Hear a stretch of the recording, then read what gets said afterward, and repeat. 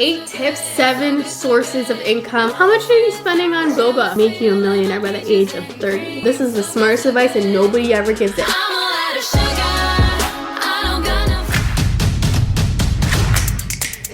So if you're planning your 2022 vision board or making your New Year's resolution, do not continue until you finish the end of today's vlog. Today I'm going to be teaching you guys how I became a millionaire at 23 years old. I got super lucky. I earned a lot of money some years, and then I've been super dumb and I've lost a lot of money some years. So in my notes app, I just wrote down 8 tips that I would give to myself before I started any business, before I started YouTube, before I even picked up my camera to post on YouTube. It doesn't even have to be YouTube. Any businesswoman in general. I just wanted to make this video because I feel like I see so many business videos, but it's never women focused, and it's never like broken down in a way that is easy to understand. I'm not going to be talking about NFTs or Bitcoin or any of the like trendy new stuff because there's probably a lot more videos you could probably watch on that. This is just my advice that I would give myself before any businesses, before any YouTube, before anything, any job. I feel like every 20-year-old just needs to hear at least some of this advice because they don't teach you this in school. I also have a video. It's all of my failed business ventures. I did it probably like around a year ago. I really love that vlog, and I don't do a lot of finance videos. I never know if it's like boring and you guys don't really care about it. So if you guys want all of the things that I've learned from my failed business ventures, I'll also link down below. But I first off wanted to start this vlog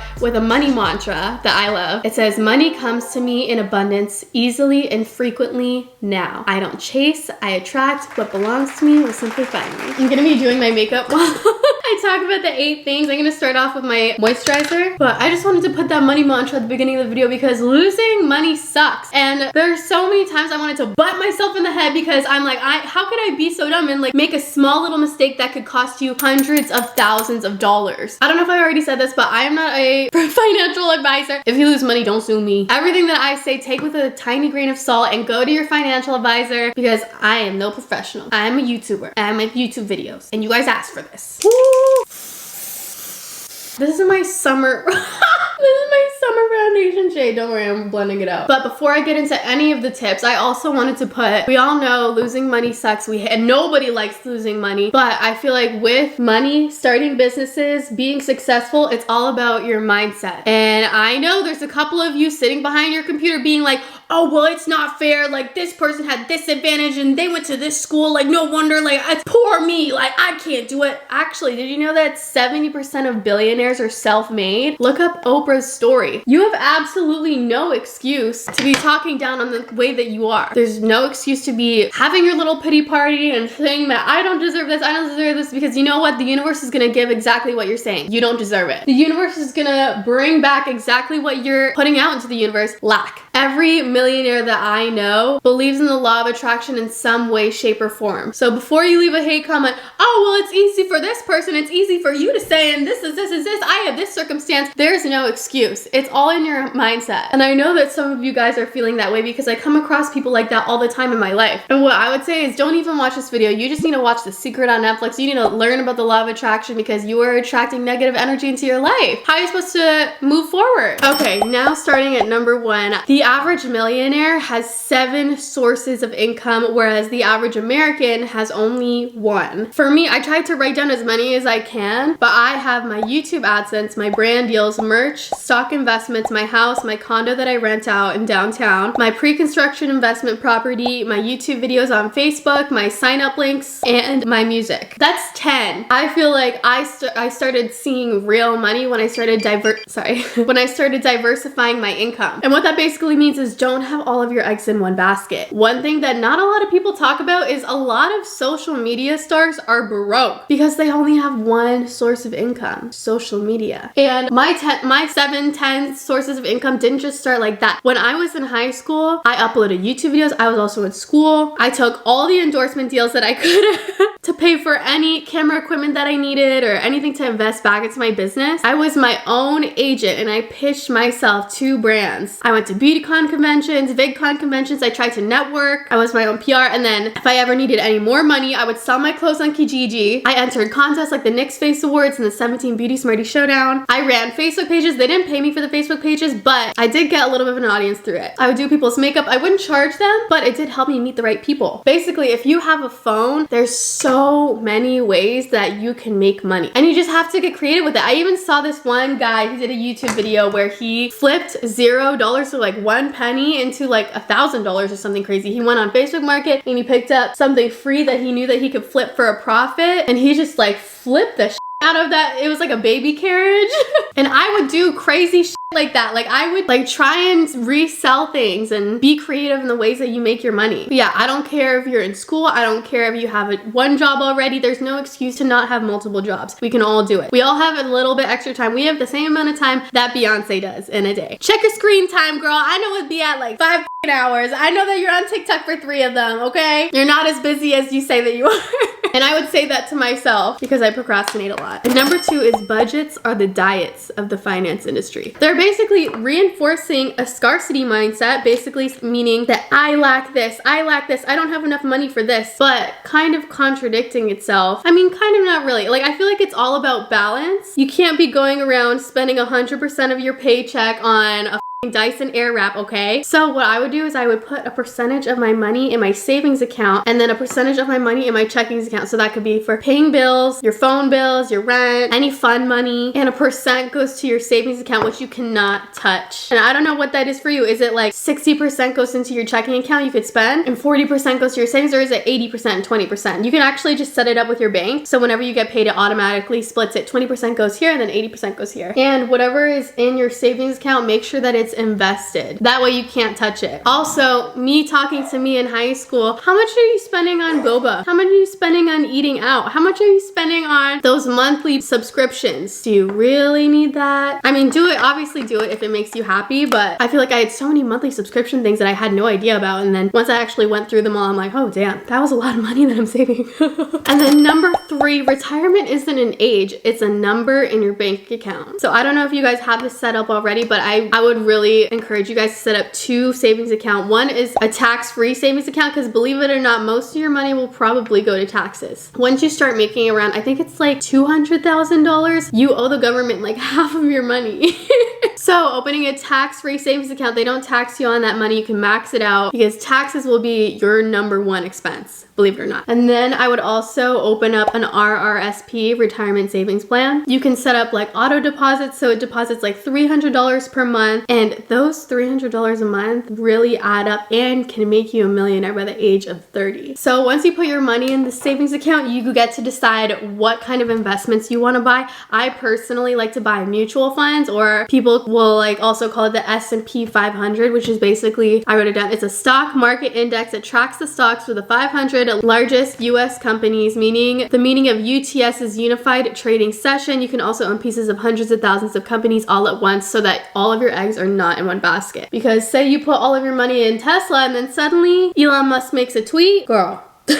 You don't want all of your eggs in one basket. I'm gonna put examples of US and Canadian, but definitely ask your banker and try and find the best one for you. Do your own research. But if you put in $300 per month and leave it in for 45 years, you will have $2.7 million if you start at 20, and $2.5 million is that just free money that you just invested and made. Like, why don't they teach us this in school? Investing isn't for the rich, it's how you get rich. All right, now number 4 is taxes. Taxes will take up like half of your money if you're not smart with it. And taxes are so crazy in the sense that it was introduced to the US and Canada as kind of like, you know, making the rich people pay for everything, and like it'll benefit everyone and the middle class will be benefited. But at the end of the day, taxes only ever punishes the middle class. It doesn't really punish the rich because the rich don't pay taxes. So my number 4 tip is to hire someone, whether that's a bookkeeper, whoever, to keep track of your expenses. I think that, I mean, it depends on your business. It could be like $200 a month or $1,000 a month, depending how big your business is. But someone to track your expenses, write everything off, and to do your taxes. Because I used to give the government 50% of my money for no reason.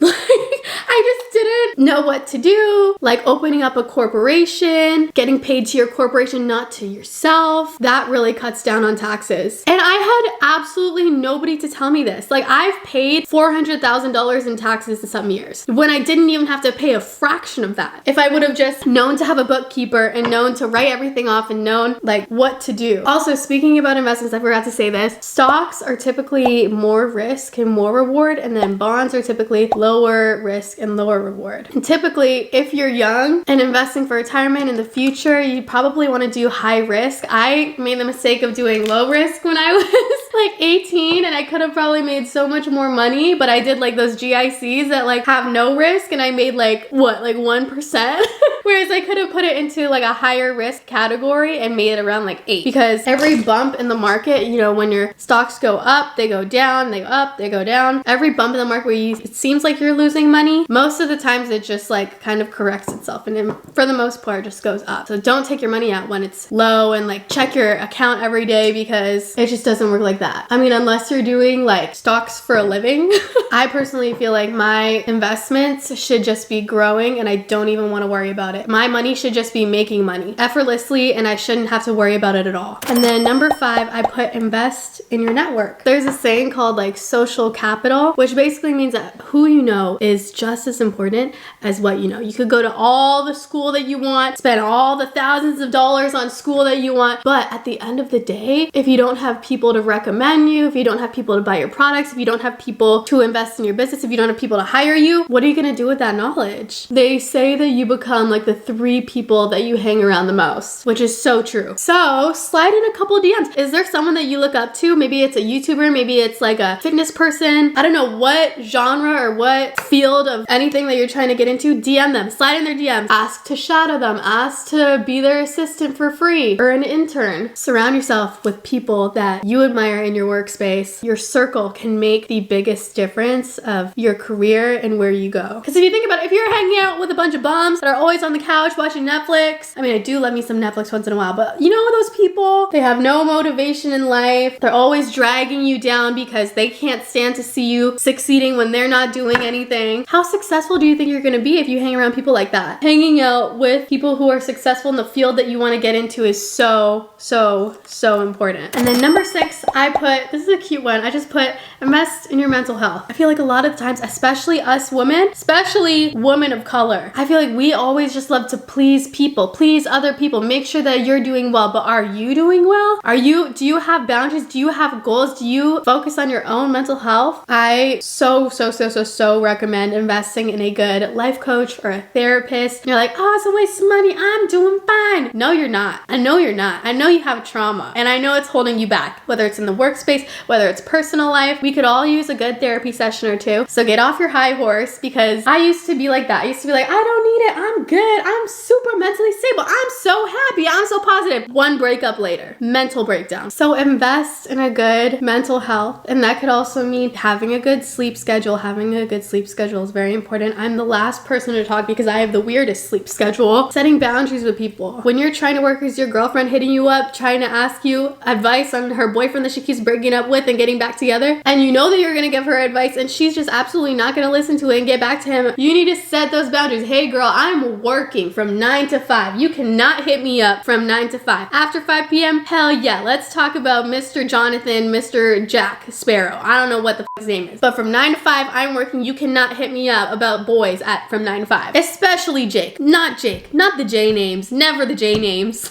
And then number 7, I put have your own website, or have your own like kind of like rate cards, or what do you call it? Like kind of a mini portfolio, just so that people can see all of the work that you've done, what you can bring to the table, and give it to everyone. Put that website in your Instagram bio, put that website in your LinkedIn, put that website everywhere. Have a good resume. Do things for free. Add it to your resume. Because if I'm gonna be honest, if I'm hiring someone and they have no experience, there's probably 5 other people that do have experience. And they probably did it for free when you're first starting out. I have done countless YouTube videos where I didn't even get paid. I've done countless meet and greets, countless brand collaborations for free, just to be able to put it on my resume, just to be able to put it on my website, whatever, and show people that I really do have a lot of experience. And I am a businesswoman. And then number 8, and you're gonna be like, this is the dumbest advice, but no, this is the smartest advice and nobody ever gives it. Number 8 is to be nice. Be a kind human being. Go to every event, go to every convention, go to every party that kind of is about your field that you're in, or you know that people in your field are gonna be there. Meet people and be nice to absolutely everyone. I don't care if she's the janitor, I don't care if she's your Starbucks barista, I don't care. You have to be nice to absolutely everyone because you never know who you're gonna meet on the street, at the coffee shop, at the event, at here, at there. Be nice to everyone because you never know who you're gonna meet and who can absolutely just change your life and change your career. And one thing that I can say, all of the A-list celebrities that I've ever met are the nicest people ever that you will ever meet. They're nice to absolutely everyone. Doesn't matter what you look like, doesn't matter your career, doesn't matter if they can benefit off of you or not, they're nice to everyone. You know what it is? It's all the D-list celebrities that are rude, that show up late, that are unprofessional. And you know why they're D-list celebrities? Because nobody wants to work with them. And word of mouth gets around in the industry. Oh, Jack and Jill are not really that easy to work with. I would recommend working with because there's so many other people that are nice, that show up on time, that are professional, that can do it just as good as you can. You're never too rich or too famous to be nice, and that is that. Where's my setting spray? Whew. Sorry, I feel like I was kind of yelling at myself there. But it's so true. There's so many people that I've met, whether it's on social media, whether it's in business, whether it's whatever, and they just suck. And I don't want to work with them. And I don't want to be their friend. And I don't want to recommend them to people. And look at where they are now. I always feel like the nicest people are always the most successful. Karma is real. And I feel like looking at money is something that freely and easily comes to you and you could spend it and it'll easily come back to you. Paying for someone's Starbucks drink behind you at the drive-thru. Asking one of your coworkers, hey, do you want coffee? I can pick you something up. It costs $5, but it really makes a difference when it comes to people wanting to hire other people. Hey, I know we're running this event, but I actually brought a bunch of water bottles in my car, so if anybody needs water, I got it. Little things like that, little nice acts of service like that will really get you far in the industry, in any industry actually. Being thoughtful, being nice, being pleasant to be around is really just the key to being successful. And yes, it is about being at the right place at the right time, and it's about being consistent, but I would rather have all my failed businesses. I would rather have all of the money that I've lost. I'd rather have all of the things that I've lost and be who I am now today and have the knowledge that I have now today. I wouldn't take it back for the world, and this is my advice that I would give to myself like 10 years ago. And I'm sorry if I was like a lot or if it was overwhelming or if I felt like I was yelling at you. This advice really just, I wish somebody told me. And I wish that they taught this in school. They really should. I don't know what the they were teaching us in math. They were teaching us how to like calculate the triangle. When have I ever used that outside of school? I've never used that outside of school. They need to teach us how to do our own damn taxes. They need to teach us how to invest our money because that is the only true way to get rich. Diversifying your income, being nice, networking, surrounding yourself with successful people. That is the key. All those 8 tips are the keys in my head, at least, to be financially successful. What do you guys think? Do you agree with my ideas? Do you not agree with my ideas? Have you learned anything from this video? Let me know in the comments down below. I never know whether I should do these like finance videos because obviously I'm 23 years old. There's a lot of like old 40-year-old men that probably know a lot more about finance than I do, but this is just what I learned and super basics of being a badass motherfucking bitch. But I hope you guys enjoyed today's vlog. I have the hiccups. I was talking too fast. Oh my god.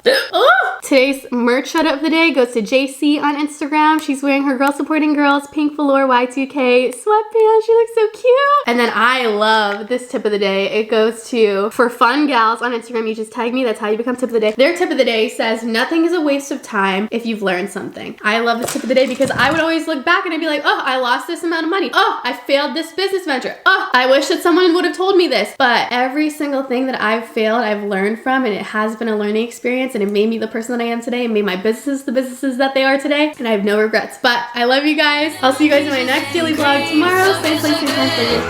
I'm all out of sugar.